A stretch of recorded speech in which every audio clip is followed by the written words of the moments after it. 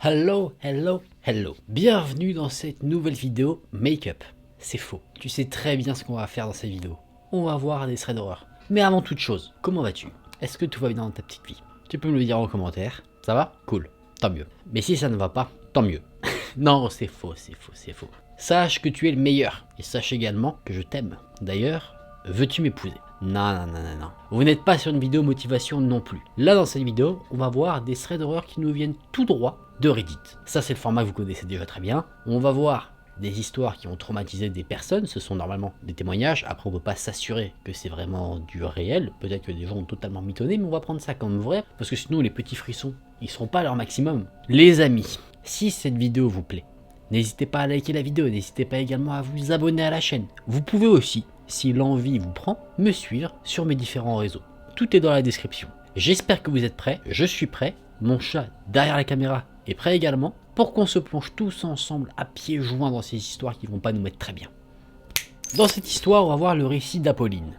Apolline nous dit, pour contextualiser la chose, qu'elle a un chat. Un chat qui a l'habitude de sortir en extérieur tous les jours. D'ailleurs, il a un comportement assez amusant par rapport à ça. C'est que tous les matins, Apolline sort de chez elle, son chat la suit, il prend l'ascenseur avec elle et il sort, et le soir quand elle revient, il revient avec elle. Bon, c'est un chat, donc il n'est pas forcément toujours là au rendez-vous le soir. C'est possible qu'il chill un petit peu dans le voisinage. Petite soirée avec les potes, on coco. Après ce petit moustique, parfois il reste juste une nuit dehors, parfois il reste plusieurs jours à l'extérieur. Et je peux te dire que ça, moi, ça me mettrait pas très bien. Parfois, ce chat n'a juste pas envie de sortir, du coup il sort 2 heures, et après il attend devant l'appartement, devant le building, que Apolline rentre pour rentrer avec elle. Apolline, elle vit au premier étage de l'immeuble, donc ce que fait ce chat de temps en temps, quand il veut rentrer, c'est qu'il se met sous le balcon, et il miaule pour qu'on le fasse rentrer. Quand Apolline est chez elle, ça fonctionne. On l'entend et elle le fait rentrer. Et quand Apolline n'est pas là, ce sont des voisins qui ont les clés de l'appartement, un double des clés, qui le font rentrer. Voilà, vous avez un peu de contexte. L'appartement est fait de manière assez particulière.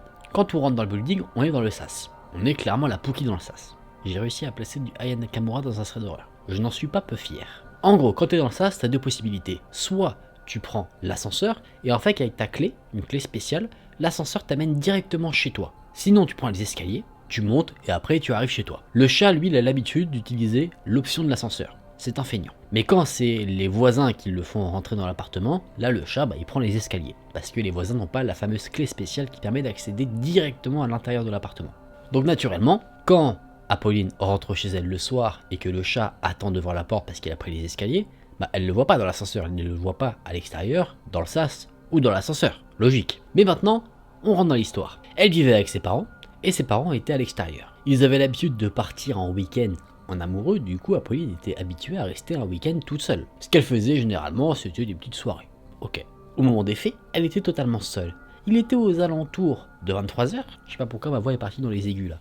Et elle était posée tranquillement dans la pièce à vivre. Elle regardait la télévision, quand à un moment donné, elle a entendu un bruit qu'elle connaissait, le miaulement de son chat. Ce qu'elle se dit, c'est que quelqu'un a laissé le chat entrer dans le building et que naturellement, il attend devant la porte qu'on lui ouvre pour rentrer. Elle prend sa clé, et elle va à la porte, elle enfonce la clé et elle ouvre la serrure, mais qui avait 2 loquets. Du coup, elle ouvre le premier loquet et là, elle entend le chat miauler de nouveau.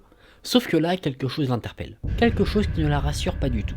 C'est que le miaulement qu'elle entend, ça ressemble pas au miaulement de son chat. Et le miaulement de son chat, elle le connaît. Elle le côtoie depuis 5 ans. Et elle sait quel son il a, quelle intonation il a. Et là, quelque chose cloche. C'est pas la même. Apolline s'arrête donc d'ouvrir la porte. Elle se dit, c'est pas mon chat qui est devant la porte. Viens là, on va raconter l'histoire ensemble. Elle se dit, c'est pas mon chat qui est devant la porte. Et le problème, c'est que dans le voisinage, il n'y a pas d'autre chat. C'est la seule à en avoir un. Donc si c'est pas son chat, qu'est-ce que c'est? Regardez-le là, lever les petites fesses parce qu'il aime ça. Avouez que c'est assez fou de raconter une histoire sur un chat et d'avoir le chat qui se pose sur toi. 15 ans de dressage pour lui faire ça. Et là, un autre bruit va l'interpeller. Cette fois-ci, ce n'est pas un bruit de miaulement, pas un petit miaou. Ce qu'elle entend, c'est quelque... Il est tellement mignon. Oh, ça ronronne.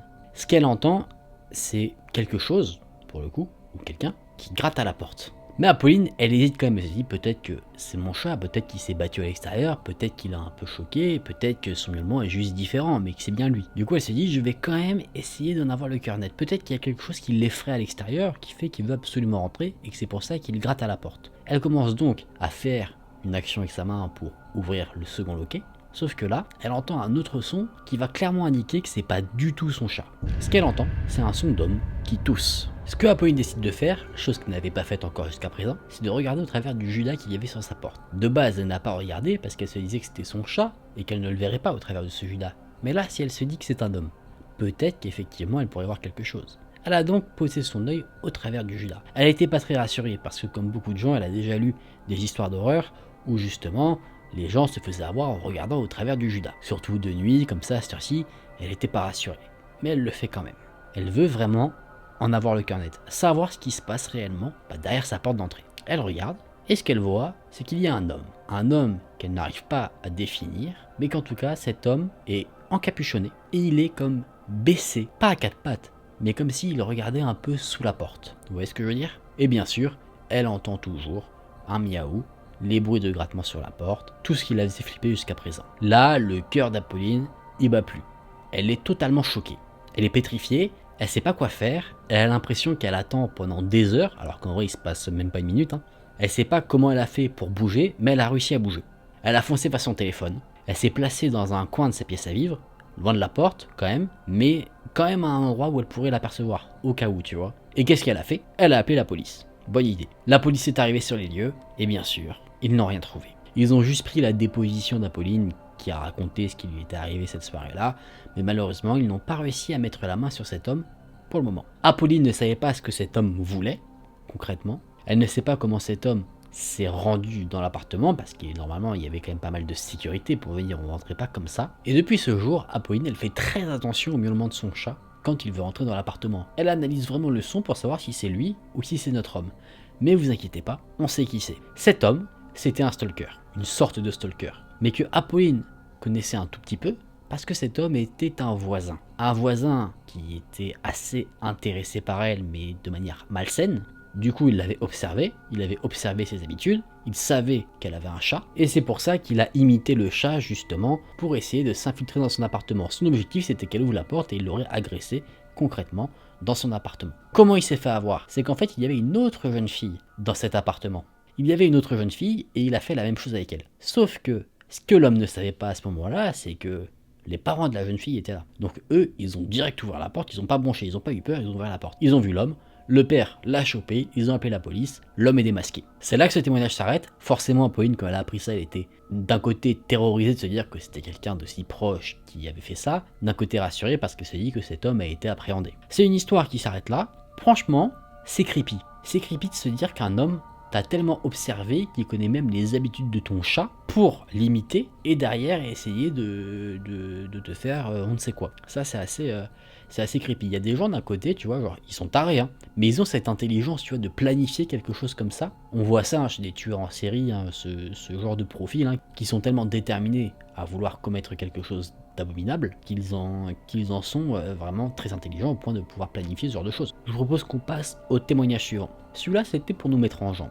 C'était l'apéro avant le plat principal. On va conclure ce thread avec une dernière histoire, l'histoire de Natacha. Déjà, on est en confinement. Natacha vit dans un appartement au rez-de-chaussée, elle a une chambre qui donne directement sur la rue dans le voisinage est plutôt calme, pas beaucoup de trafic, et pas trop loin de chez elle, il y a un parc. Un jour, elle décide d'aller faire un petit jogging au parc. Elle a le droit. Elle fait son petit jogging, et c'était pas une très grande sportive, du coup à un moment donné le cardio il tenait pas. Elle décide donc de faire une pause, alors qu'elle était en train de rentrer chez elle, et là, pendant qu'elle faisait une pause, elle se rend compte qu'il y a un homme qui était stoppé, il ne bougeait pas, qui la regardait. Elle se dit, c'est le confinement, il n'y a pas grand monde dehors, peut-être qu'il est surpris de voir quelqu'un, il n'y a pas de quoi s'inquiéter. Bien sûr qu'il y avait de quoi s'inquiéter, bien sûr. Elle reprend son jogging, et là elle remarque que quand elle recommence à courir, l'homme se met à bouger. À un moment donné, vu que l'homme marchait et qu'elle courait, elle le perd de vue, elle se dit que bon, rien d'anormal, et elle rentre chez elle. Plusieurs heures plus tard, on est la nuit, Natacha est paisiblement en train de dormir, et là elle se rend compte, au travers de sa fenêtre, parce qu'elle n'a pas de volet, elle a juste les petits trucs déroulants là, un petit peu vous savez, où ça masque un petit peu, mais c'est pas des vrais volets quoi. Elle a juste ça. Mais là, elle les a pas mis pour qu'on voit le moins possible à l'intérieur de chez elle. Du coup, on peut voir chez elle, mais elle peut aussi très bien voir ce qu'il y a à l'extérieur. Et ce qu'elle voit, c'est qu'il y a du trafic dans un voisinage qui est censé normalement être plutôt calme. Il y a une voiture qui fait plein d'allers-retours. Forcément, ça réveille un petit peu Natacha. Elle se dit peut-être qu'il y a un problème, donc elle se réveille un petit peu pour jeter un petit coup d'œil. Et elle voit cette voiture qui fait des allers-retours. Et à un moment donné, cette voiture s'arrête juste devant son appartement. Du coup, elle a quasiment les pleins phares qui éclaire sa chambre. Elle voit un petit peu qui sont dans les voitures. Il y a l'air d'avoir 2 hommes. Un côté conducteur, un côté passager. Et la personne qui était côté passager sort de la voiture. Il commence à se rapprocher de sa fenêtre. Et là, Natacha remarque que l'homme sourit. Mais pas un sourire en mode « je suis gentil ». Un sourire qui lui met des frissons. Ça lui donne la chair de poule.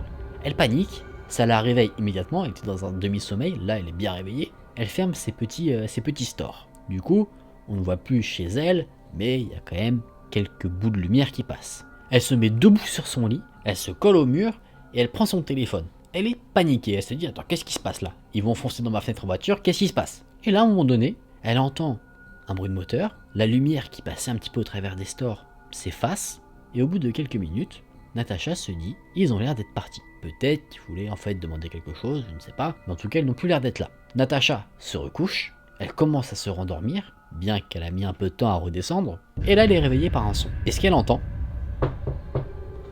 quelqu'un qui tape à sa fenêtre. Natacha elle se dit, je vais faire un move. Le seul truc que je peux faire c'est faire genre, je dors. Elle entend des bruits de pas à côté de sa fenêtre, il y avait une petite pelouse, du coup elle entend un peu la pelouse qui se frottait sous les pas de quelqu'un. Elle entend toujours que ça tape à sa fenêtre, et là Natacha, tout doucement, va glisser sa couette sur sa tête, pour être un peu cachée. Elle a toujours son téléphone dans son lit, du coup, elle le prend, elle appelle la police, et pendant ce temps-là, l'homme tape toujours à la fenêtre. Elle est au téléphone avec l'opérateur du 911. On lui dit, madame, écartez-vous de la fenêtre, parce que si l'individu brise la fenêtre, le verre va vous tomber dessus, ça peut être dangereux. Du coup, c'est ce qu'elle fait. Elle se rend dans sa salle de bain, et au bout de quelques minutes, elle entend que les petits tapotements sur la fenêtre s'arrêtent. L'opérateur dit qu'il envoie des unités pour voir ce qui se passe, et là, elle attend. Elle attend. Au bout de 5 minutes, elle entend « Madame, c'est la police. L'individu est parti, ouvrez-nous ». Natacha, elle dit « Ah super, les unités que vous avez envoyées sont arrivées, c'est génial ». Sauf que l'opérateur la coupe et dit « Madame, ils ne sont pas encore arrivés ». Là, ça devient chaud, très très chaud. L'homme qui voulait attirer l'attention de Natacha se faisait passer pour un flic. L'opérateur dit « Madame, n'ouvrez surtout pas la porte. Peu importe ce qui se passe, vous n'ouvrez pas la porte ». Un peu plus tard, l'opérateur dit « La police est là, c'est bon, vous pouvez sortir ».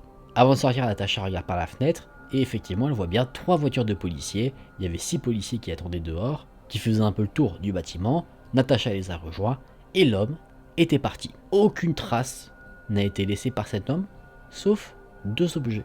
2 objets qui mettraient pas très bien. Ce que la police a trouvé, c'est du ruban adhésif, et le deuxième objet, c'était un couteau. Donc concrètement, cet homme, il voulait pas faire une partie de Uno avec Natacha. Il voulait sûrement l'agresser, l'enlever, très certainement. Pourquoi? Ruban adhésif attaché sur la bouche comme ça, elle peut pas crier. Le couteau pour la menace, et il l'aurait enlevé pour faire on ne sait quoi. C'est assez chaud. C'est assez chaud comme histoire, en tout cas. On ne sait pas ce qu'il est advenu de ces fameux hommes malsains. Est-ce qu'il a été arrêté plus tard? Ça, Natacha ne nous le dit pas. En tout cas, on espère, on croise les doigts pour elle. Les amis, ces histoires sont terminées. On va se remettre dans une ambiance beaucoup plus chill pour débriefer un peu tout ça et conclure la vidéo tranquillement. Ça vous dit? Enfin, ça vous dit. Vous pouvez pas me répondre, mais vous avez compris ce que je voulais dire. On se remet en sécurité.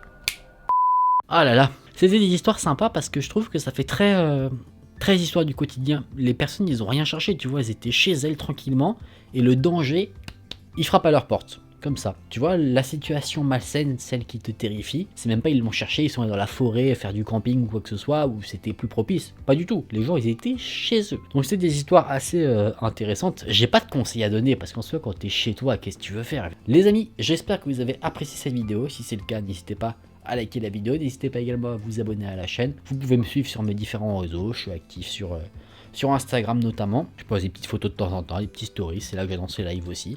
Donc bon, si vous voulez follow, n'hésitez pas, ça fait plaisir. Merci d'avoir regardé la vidéo. Nous, on se retrouve très vite. Prenez soin de vous, c'était Aken. Salut!